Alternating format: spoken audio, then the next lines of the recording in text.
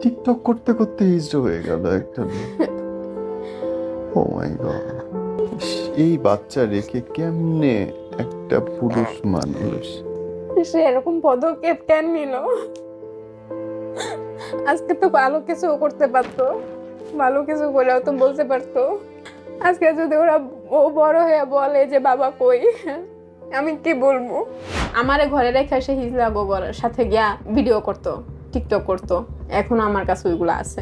শারীরিকভাবে অক্ষম, এই জন্যে উনি থার্ড জেন্ডার বা হিজলা হন নাই। শারীরিকভাবে অক্ষম না, তার 2টা বাচ্চা হয়েছে। তো সে যাওয়ার পরে একদিন তার মারে নাকি ফোন দিয়া বলে যে আমি মালয়েশিয়া যাইনি, আমি ইন্ডিয়াতে আসছি, আমি এখানে আসছি, আমি সার্জারি করাইতে। সার্জারি মানে সে হিজলা হয়ে যাবে আর কি, পুরুষ থেকে হ্যাঁ হ্যাঁ হ্যাঁ হ্যাঁ। আর এটারও সাহায্য করতেছে তারা হিজলারা। এটা কল্পনাও করতে পারি নাই যে এত দূর পর্যন্ত সে যাইতে পারে। আমার এত সুন্দর 2টা বাচ্চা রাখা। সারা জীবনে আপনি যত গল্প শুনেছেন, এরকম গল্প একটাও শোনেননি। একজন বিবাহিত মানুষ, 2টো বাচ্চা আছে, তারপরে সেই পুরুষটা নিজের বউ, বাচ্চা, সংসার, দেশ সব ছেড়ে রেখে বিদেশে চলে গেছে হিজড়া হওয়ার জন্য। বিয়েটা কেমন করে হয়েছিল তোমাদের আপু? বিয়েটা আমার পারিবারিকভাবে হয়েছিল, মানে 2020 সাল। তখন আমি চাকরি করতাম টুইন টাওয়ারে, স্বপ্নরঙে চাকরি করতাম। জি। তো তখন হুট করে আমার একটা বিয়ের ঘর আসে, মানে এলাকার একজন কাকার সম্বন্ধে আর কি। সেক্ষেত্রে আসে, তো দেখতে চায়, ছেলেটা আমাকে দেখতে চায়, মানে ছবি দেখবে না, সে আমাকে সরাসরি দেখবে, মানে এরকম একটা ঘর আসে।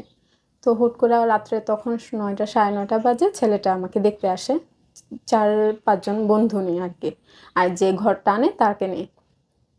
তা আসে মতন সে আমাকে পছন্দ করে, দেখেই মানে পছন্দ করে, এরকম একটা বিষয় হয়ে দাঁড়ায় যে সে 1 সপ্তাহ সময় দিবে না। তখন পুরা লকডাউন, তখন সে সময় নেবে না, সে 1 সপ্তাহের মধ্যেই বিয়ে করবে। তো আমাকে দেখতে আসে বৃহস্পতিবার না যেন শুক্রবার, তো তারপরে শুক্রবার আমার বিয়ে হয় আর কি। আমার যে একদম আমার ফ্যামিলির যে গার্জিয়ান থাকে সে হলো আমার মামাতো ভাই। তো সে তাকে দেখে পছন্দ করে। ওকে।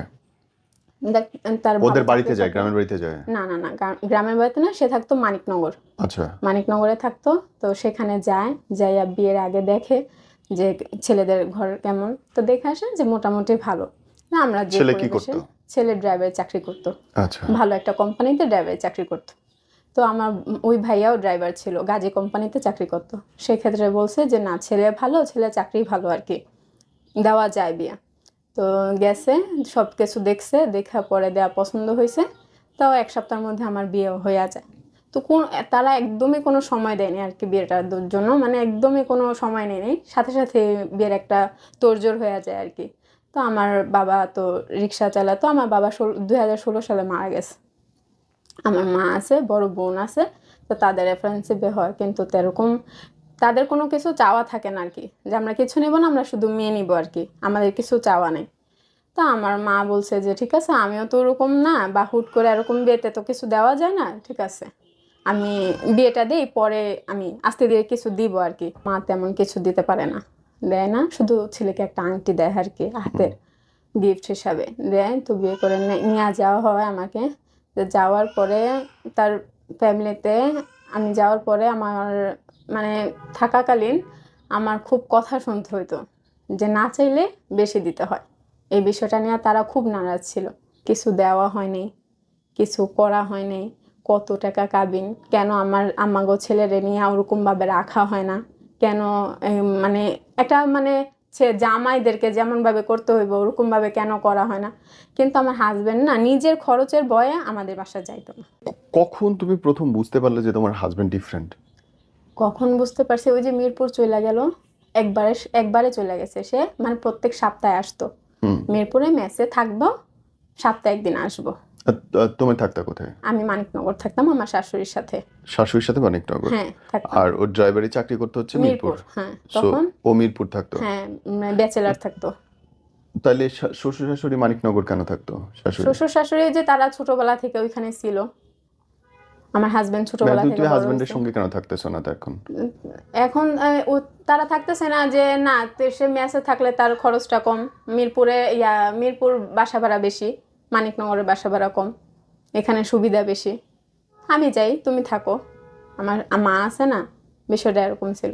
আচ্ছা, আমি এটা মাইনা নিয়েছি যে না, শাশুড়ি আছে, ঠিক আছে। কিন্তু প্রথম যে ডিফারেন্ট এটা টের পাইলা কখন? ডিফারেন্ট পাইছি কখন, যখন সে মানে চাকরিটা রাখা, আমার এর মধ্যে তো আমার ছেলেটা হয়েছে। প্রথম বাচ্চা হলো হ্যাঁ, কতদিন আমার পরে? ছেলেটা হয়েছে 2021 সালে, মানে 1 বছর পরেই 1 বছর পরে হয়েছে। হয়েছে। এই যে 1 বছর, সরি আমি এইভাবে জিজ্ঞেস করছি, এই 1 বছরের মধ্যে কি শারীরিক সম্পর্ক ঠিক ছিল তোমাদের? হ্যাঁ হ্যাঁ ছিল। কোনো এইভাবে এরকম টাইপের কোনো কিছু হয় নাই যে আমি তাকে সন্দেহ করব বা কিছু। আমি সন্দেহটা করছি যখন সে আমার মেয়েটা পেটে আসলো, তখন আমার ছোট বাচ্চাটা পেটে আসলো মতন অনেক কয়েক মাস যাওয়ার পরে সে চাকরিটা হুট করে সাইডা দিল। আমরা তো আগেতেই বলতেছি আপনি চাকরিটা সাইডা দেন, আপনি আসেন, চাকরি করা লাগবো না। তার চাকরি করাকালীনই কিন্তু আমার মনের ভিতরে অনেক সন্দেহ আসছিল। সে চুল বড় বড় রাখার বিষয়টা, তারপর হইলো গিয়া সে মানে এক কথায় সে টিকটকের পাগল ছিল। টিকটকটা তার মানে ভাত খাওয়ার মতো হয়ে গেছিল, মানে এত সে পাগল ছিল। সে ওই যে টিকটকে থাকে ওই যে মিলন মেলা কি বলে এগুলাতে মানে পার্টিসিপেন্ট করতো আর কি, মানে যাইতো আর কি ওইগুলাতে। তো অনেক সময় সত্য কথা বললেও যেত, অনেক সময় মিথ্যা কথা বললেও যেত। তো তার না অঙ্গভঙ্গিটা, তার টিকটকের ধরনগুলো আমার পছন্দ হইতো না। আমি এটা অনেকবার বলছি যে দেখেন এইগুলা কি, আমাদের একটা ছেলে হয়েছে, ও যদি ভবিষ্যতে এগুলা দেখে আপনার, তাহলে তো ওর ভবিষ্যৎটা তো ভালো হইব না, আপনি এগুলা করেন না। কিন্তু সে মানে এটাতে কেয়ার করতো না আমার কথা, যে না করবো না, এরকম কোনো বিষয় ছিল তার না। ছেলে বন্ধুরা বাসায় আসতো তার? হ্যাঁ, ছেলে বন্ধুরা আসতো, ছেলে বন্ধুরা ওই একই টাইপের ছিল আর কি। ওই ছেলে বন্ধুগুলোর সাথে হিজলাগো উঠা বসা ছিল আর কি, আসা যাওয়া ঘরে এরকম ছিল আর কি। হিজলার আমাদের ঘরে কখনো আসতো না, আমি পছন্দ করতাম না দেখা, কিন্তু তার আসা যাওয়া ছিল হিজলাদের বাসায়। ওই মানিকনগরেই হিজলাদের বাসা ছিল আর কি। ওকে। তার বন্ধুর মাধ্যমে হিজলাগোর সাথে তার পরিচয় হয়েছে। পরে পরিচয় হওয়ার পরে সে এই যে যখন সেকেন্ড বাচ্চা যখন পেটে আসলো আপনি বলতেছেন যে তখন আপনি বুঝতে পারলেন বা হ্যাঁ সন্দেহ, হ্যাঁ কি রকম সিমটম দেখে বা চোখে কিছু এরকম দেখছেন কিনা? সিমটম দেখছে যে তার ফোনটা সে অনেক প্রাইভেট করে রাখতো। হুম। প্রাইভেট বলতে মানে লক করে রাখতো, আমারে তেমন ধরতে দিত না। তার ফোন ছাড়া সে বাঁচতো না, খাইতে বলেও ফোন দেখতো, হাতে রাখতো, যেভাবেই হোক তার ফোন কারো হাতে দেওয়া যাবে না, এরকম একটা বিষয় ছিল। তা আমি আমার ছেলেটার আবার দিত একটু কার্টুন দেখার জন্য, তখন আমি ফাঁকে যাই যেভাবেই পারতাম আর কি, কারণ আমার মনে সন্দেহ ঢুকছিল যে সে এত ফোনে কি করে। হুম। তখন আমি একটু ফোনটা লুকায়া ঝুকায়া দেখতাম। তা আমি দেখতাম যে অনেক কিছু, অনেক মানে ছেলে মানুষকে ডাকতো বা ছেলে মানুষকে মানে এরকম কথাবার্তা বলতো যেটা মানে একটা সুস্থ ছেলে মানুষ বলে না। কিরকম? কিরকম বলতে যে ঠিক আছে তুমি অনেক সুন্দর, তুমি আমার সাথে কথা বলবা কিনা, মানে একটা থাকে না একটা ছেলে মানুষ অন্য টাইপের হলে যেরকম, আমার এগুলা ভাল লাগতো না। মানে অচেনা ছেলে ঘরে ফ্রেন্ড লিস্টে যারাই থাকতো বাজে ভিডিও পাঠাইতো, তারপর নিজের? হলো হ্যাঁ নিজের না আছে অন্য মানুষের, যেভাবে হোক মানে পাঠাইতো, পাঠাইয়া কথা বলতো। তো তখন মানে আমি এগুলা দেখতাম, দেখার পরে আমি টিকটকেও দেখতাম, আমি মানে ফেসবুকেও দেখতাম, আমি তার ইমোতেও দেখতাম যে সে এগুলা করতো আর কি। তার মধ্যে তো তার চলাফেরা আছে সব, মানে তার ইন টোটাল সব বন্ধ হয়ে গেল হিজলা, মানে হিজলাদের সাথে তার চলাফেরা, ঘন্টার পর ঘন্টা হিজলাগোর সাথে থাকা, উঠা বসা, সব কিছু তার হিজলা। ওই যে ওই চাকরিটাও সাইরা দিল, এখন যতটা অবসর টাইম পায় সে ওইখানে, আমার ওরকমভাবে সময় দিত না। আপনাকে স্ট্রেট ওয়েতে সে বললো কবে, বা আপনি কখনো ধরছেন তাকে এরকম অবস্থায় কোনো কিছুতে? তাকে ধরছি বলতে আমি রাগারাগি হয়েছে আমার শাশুড়িতে, তাহলে লাস্টে বলতে হয় যে আমি আমার শাশুড়ির সাথে আমার হাজব্যান্ডের সাথে রাগারাগি করে আমি চলে আসছি জি। আমার মার বাসায়। জি। আর তার মাঝে যতবার তার সাথে আমার অশান্তি হয়েছে আমি বলছি যে আমি সংসার করব না। এটা বলার আমার কারণ আছে, কারণ ওই যে আমি ওইগুলা দেখতাম, সে মানতো না, সে সরে আসতো না, তার জন্য আমি বলতাম। এটা তো বলা আমার স্বাভাবিক। লজিক্যাল। আমি এভাবেও বলছি যে দেখো যদি তোমার আমারে ভালো না লাগে, যে না মনের মিল হইতে হবে এমন কোনো কথা নাই, যদি মনের মিল না হয়, যদি আমার কাছে ভালো না লাগে, তাহলে তুমি আমার ছাইড়া দিতে পারো, আমি চলে যেতে পারি, আমি তোমার কাছে কোনো দাবি রাখবো না, আমি এরকমও বলছি। কিন্তু সে বলছে না তুমি যা ভাবো তা না, তুমি ভাবতেছো যে শরীফ থেকে শরীফা হওয়ার গল্প, কিন্তু আমি তা না। সে আমাকে এরকমভাবে বুঝ দিত আর কি। তো ঠিক আছে আমি তো বুঝতাম। তো পরে দিয়ে আমি আয়সা পড়ার পরে সে কি করলো, আমারে নিতে আসলো না। 1 মাস, 2 মাস, 3 মাস, 4 মাস, 5 মাস, 6 মাস এরকম যাইতেই আছে। সে আমার এই ছোট্ট মেয়েটাকে আমি 3 মাসে নিয়ে ওই ঘর থেকে বাইরে আসি। এই 3 মাসের বাচ্চাটারেও এই 6, 7, 8 মাস, এই 11 মাস চলে, সে একটা দিন দেখতে চায়নি। আমার ছেলেটার তখন 2 বছর। দেখতে চায় নাই, আসে নাই। অনেক অশান্তি হয়েছে, অনেক কিছু হয়েছে। আমার ফ্যামিলি থেকে অনেক রাগ ছিল যখন আমি এগুলা বলছি। সে এরকমও সময় গেছে আমার ছেলেটা পেটে আমার এরকম মারছে, আমি চাইলে মইরা যেতে পারতাম, এরকমও হয়েছে। আমার মেয়েটা পেটে আসছে, আমাকে এরকম মানে মাইরেই ফেলতে চাইছে। ও মাই গড। আমার সিজার হয়েছে, আমার সিজারের 2 মাসে সিজারের মানুষটা আমার এরকমভাবে পিটাইছে যে একটা মানে গাথারেও পিটায় না। আমার এই শরীরও আমার সে মারছে। সে চায় নাই, আমি তার ব্যবহারে আচরণে বুঝতাম যে সে আমার পছন্দ করতো না, কিন্তু সে এটা কখনো মুখে উল্লেখ করতো না, বা আমিও তার সাথে মানায় নিতে পারতাম না। কেন আমি এগুলা সহ্য করতে পারতাম না? এটা তো স্বাভাবিক। আমি আমার ছেলেটার খুব ভালো একটা ভবিষ্যৎ চাইছিলাম, যে আপনারা আমরা যাই হই না কে আমার ছেলেটার ভবিষ্যৎটা যত সুন্দর হয়, কিন্তু সে কথাটা শোনে নেই। আর তাদের ফ্যামিলিটা এরকম একটা পর্যায়ে চলে গেছিল যেখানে থাকলে আমার ছেলেটা ভালো থাকতো না।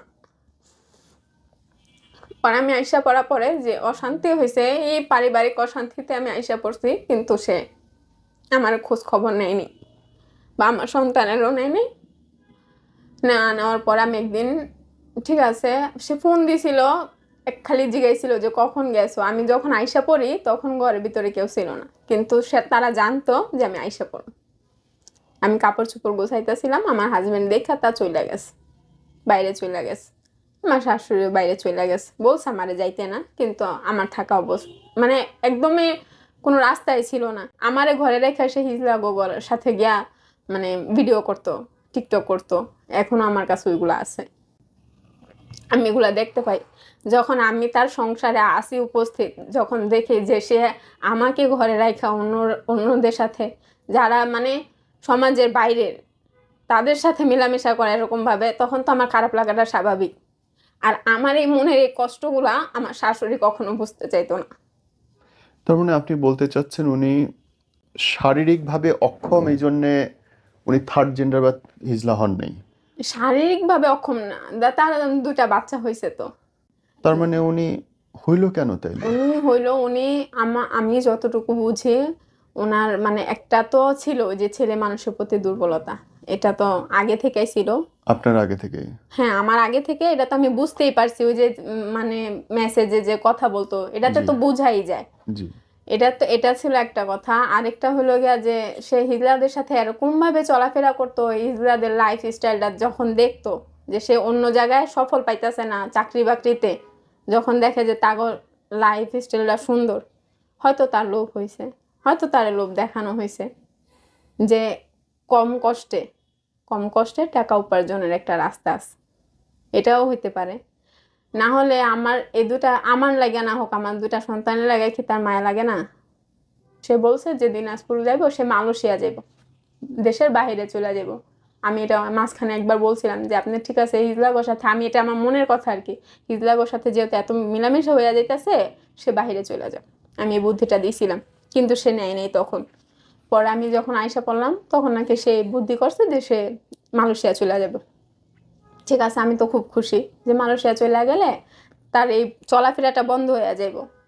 তারপর কি করলাম, আমি গেলাম, তার সাথে কথা বললাম, কিন্তু সে আমার সাথে যোগাযোগও করলো কয়েকদিন, প্রায় 1 সপ্তাহ পর্যন্ত তার সাথে আমার ভিডিও কলে কথা হয়, যোগাযোগ করে, কিন্তু সে আসে না। সে তার মারে কথা দিছিল যে যদি সুমাইয়া আসে তাহলে আমি যাব ওদের বাসায়। এত কিছু পরে তো আমার মা বোন আমাকে এমনি দিয়ে দিব না? দিয়ে দিব না।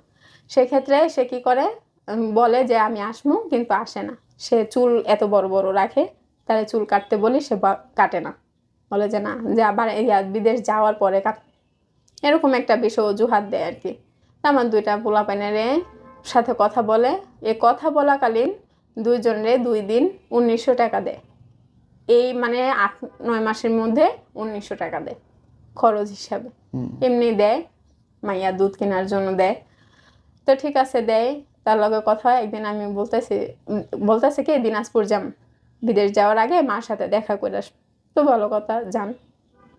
কয় তুমি চলো, আমি কইছি না আমি এখন যাবো না, কারণ এখন গেলে বিষয়টা অন্যরকম হয়ে যাবো। কি আমার শাশুড়িরে আমি মানে ওরকম ভাবে বিশ্বাস করতে পারি না, সে আছে আমার আটকায় দিব বা আমার সন্তানরা আটকায় দিব, যার কারণে আমার থাইকা যেতে হইব। কিন্তু আমি এমনি গেলে তো আমার হাজবেন্ডের কোনো ভয় ঢুকলো না, কিছু হইলো না, সেক্ষেত্রে আমি এইভাবে যাবো না, আমার গার্জিয়ান তো এটা মেনে নিব না, আমি যাবো না।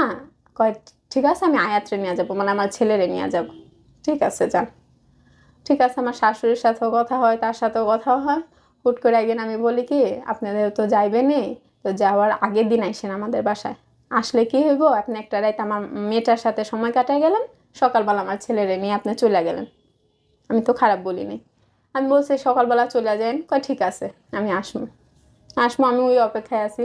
সে একদিন আমারে বলতেছে, সুমাইয়া তোমার হাতের অনেকদিন রান্না খাই না। তা আমি আমার মারে দেওয়া গরু গোস্ত আইনা রাখছি, এটা সেটা আইনা রাখছি যে আমি তারা রান্না করে খাও। সে আসে না, সে ফোন দিয়া বলে যে আয়াতরে রেডি করাই দাও, ম্যাচে নিয়ে যাবো, মানে রাস্তা থেকে নিয়ে যাবো আর কি, নিয়ে যাবো, আমি আমার খালার বাসায় রাত্রে থাকবো, সকালবেলা আয়াতরে নিয়ে আমি দিনাজপুর চলে যাবো, আমি শ্যামলি থাকবো খালার বাসায়। তখন কি আমার কষ্ট লাগে না যে আজকে 8-9 মাস হয়ে গেল সে আমার সারা, আর তার আমি একটা রাত আমার সন্তানটার সাথে সে আসতো, আমার গার্জেনের সাথে কথা বলতো। আমার চিন্তা ছিল কি ভাইয়া যে সে আসবো, আমার ফ্যামিলির সাথে কথা বলবো, তারপর আমি তার সাথে দিনাজপুর যাবো, তাহলে তো আমার ফ্যামিলি আমার দিব বা আমিও যাইতে পারবো, একটা আশ্বাস ছিল। সে আসে না। তারপরের দিন সকালবেলা ফোন দেয়, আমার শাশুড়ি আমার অনেক রিকোয়েস্ট করে যে তুমি আসো, আমি বলছি না আমি যাবো না। তারপর আমি আমার ছেলেটারও দিই না, যে না আপনি যেহেতু আমার কাছে আসতেই পারবেন না, তো ছেলে নিয়ে কী করবেন, ছেলে নিয়ে যদি আটকায় রাখে, আমার চিন্তা ভাবনা হইলে আমি দিই না। না দেওয়াতে তার পরের দিন সকালবেলা ফোন দেয়, আমি মনে করছি সে যায়নি, কারণ পোলাটা ছাড়া আমারে ছাড়া তো মনে হয় না যাইব। কিন্তু সে যায় দিনাজপুর, চলে যায় ফোন দেয়। তা আমার ছেলেটায় ক্যামেরা ধরা রাখে, আমার ছেলেটায় দেখে, প্রথম দেখা কয় বাবা তুমি চলে গেছো বাড়িতে। তা আমি মনে করছি যায় না, আমি বলছি না যায় নাই বাবা, বাবা ঢাকাতে আস। কিন্তু আমি দেখি যে না, সে দিনাজপুর চলে গেছে, বলতেছে আমি দিনাজপুর আইসা পড়ছি। তারপর আর আমি একটা কথা কই না, আমার ছেলের সাথে সবাই ভিডিও কলে কথা কইছে। এখনকার অবস্থা কি বোন? এটাই হইল গিয়ে এখনকার অবস্থা, যে সে তার মার সাথে বলে যে সে মালয়েশিয়া চলে যাবে, তার সাথে আমার যোগাযোগ এখন একদমই নাইকা। কিন্তু সে চলে যায় হলো ইয়াতে, ইন্ডিয়া, দিল্লিতে, এই হিজলাদের সাথে সাহায্যে সে দিল্লিতে চলে যায় অবৈধভাবে চলে যায়। সে ওইখানে পুরা মানে হিজলাদের গঠনে যে কি করে, মানে বলে না যে সরা পরে না কি পরে, এগুলা পইরা সে একদম মানে হিজলার মতো সাইজা ওইখানে থাকে, শাড়ি পরে, 3 পিস পরে, সে ওরকমভাবে থাকে। তার মানে আর কোনো যোগাযোগ নেই। আমি ইমোতে ফোন দেই, সে লাইনে নাই। আমি হোয়াটসঅ্যাপে ফোন দিই, সে নাই। আমি ফেসবুকে ফোন দিই, সে নাই। সে কোথাও নেই। সে যাওয়ার পরে একদিন তার মারে নাকি ফোন দেয়, ফোন দিয়া বলে যে আমি মালয়েশিয়া যাইনি, আমি দিনাজপুর ইয়াতে আইছি, ইন্ডিয়াতে আসছি, আমি আর ফিরবো না, তুমিও বুঝো নাই আমারে, আমার বউ আমারে বুঝে নাই, আমি এখানে আসছি আমি সার্জারি করাইতে, মানে সার্জারি করাইতে আসছি। এখন আমি জানি না সে সার্জারি করছে নাকি। আমি সার্জারি মানে সে হিজলা হয়ে যাবে আর কি, পুরুষ থেকে মেয়ে হয়ে যাবে। হ্যাঁ। আর এটারও সাহায্য করতেছে তারা হিজলারা, তাদের সাথে এরকম হিজলা মানে 100 থেকে মনে হয় যে 80% হিজলাই সব ছেলে মানুষ, কিন্তু থাকে হিজলাদের মতন। কেন? টাকা ইনকাম করে, এটা সহজ, এটাতে স্বাধীনতা বেশি, এটাতে নিজের মতো থাকা যায়, নিজের মতো চলা যায়, সবকিছু করা যায়। ও মাই গড। এখন সে আমি যোগাযোগ করার চেষ্টা করছি, আমার শাশুড়ি, আমি যেভাবে হোক আমি এটা শুনতে পারছি, আমি অনেকভাবে যোগাযোগ করার চেষ্টা করি, পাই না। কিন্তু আমি 3 দিন 3 রাত আমি অনেক খোঁজাখুঁজির পরে আমি তার ওই নতুন আইডিটা পাই, যেটা সে বর্ষা খান দিয়া ওইখানে খুলছে। ইন্ডিয়াতে? ইন্ডিয়াতে খুলছে, দিল্লিতে গিয়া খুলছে। ওইটাতে আমি বাই যে সে এখন রানিং আছে, তার ওই যে টাকা তুলে ভিডিও করে, টিকটক করে, এই আছে। ও মাই সে গড। আমারও একটা কথা বলে জানাই যে তুমি বাচ্চাগুলা কিভাবে রাখবা, কি করবা। আমি জানবা আমি তার নামে কোনো পদক্ষেপও নেই নেই। চিন্তা করছি যে হয়তো সে মুহূর্তে পড়ে এগুলা করতেছে, আমার সন্তানের মায়ের সে আইসা পড়বো, একটা সময় ঠিক হয়ে যাইব, কিন্তু সে এটা করে নাই। আমি এটা কল্পনাও করতে পারি নাই যে এত দূর পর্যন্ত সে যাইতে পারে, আমার এত সুন্দর দুইটা বাচ্চা রাখা। আপনি না বিধবা না ডিভোর্সি না নতুন? আমি এখন কাউরে বলতেও পারি না। আমি আজকে 11টা মাস ধরে আমার মার বাসায় আছি। আমাকে অনেকে জিজ্ঞাসা করে যে এতদিন আইসা আছো, কি হয়েছে, আমি বলতে পারি না। আমার ছেলেটা আমার জিজ্ঞাসা করে মা বাবা কই, আমি বলতে পারি না। আমি জানেন ভাই, আমি তাদের কাছে থেকে কিচ্ছু চাইনি যে আমার এভাবে রাখতে হইব, ওইভাবে রাখতে হইব, কিন্তু আমি আমার ছেলে একটা ভবিষ্যৎ চাইছিলাম। বলছি আপনি এগুলো করেন না, আমার ছেলেটা নষ্ট হয়ে যাব, কিন্তু সে শোনে নাই। এই বাচ্চা রেখে কেমনে একটা পুরুষ মানুষ? সে অনেক ভালো আছে, তার ভিডিওগুলো দেখলে বোঝা যায় যে তার কোনো কষ্ট নাই, তার বাচ্চাগুলোর তার চিন্তা নাই। সে আরো আমারে ব্লেম করে রাখা গেছে যে আমি আইসা পড়ছি দেখা, বা আমি চাইনি দেখা। আদৌ কি এটা সম্ভব? যদি আপনার হাজবেন্ডের জন্য কিছু বলতে চান, যদি ও তো এখন দেখছে নিশ্চয়ই, বলেন।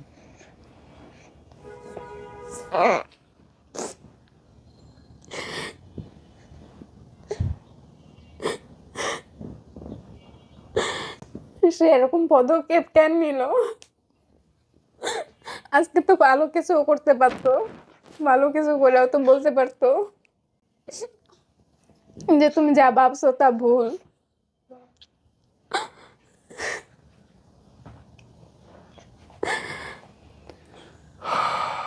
আমি কি পরিচয় দিব, আমার এটাই একটা প্রশ্ন।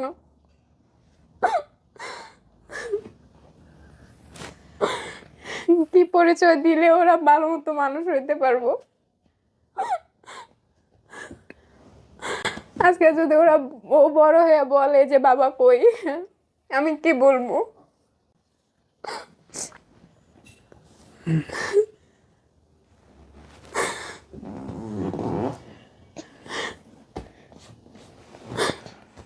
হাত জড়ো করে অনুরোধ করতে চাই প্রত্যেকটা পুরুষের জন্য যারা বাবা হয়েছেন,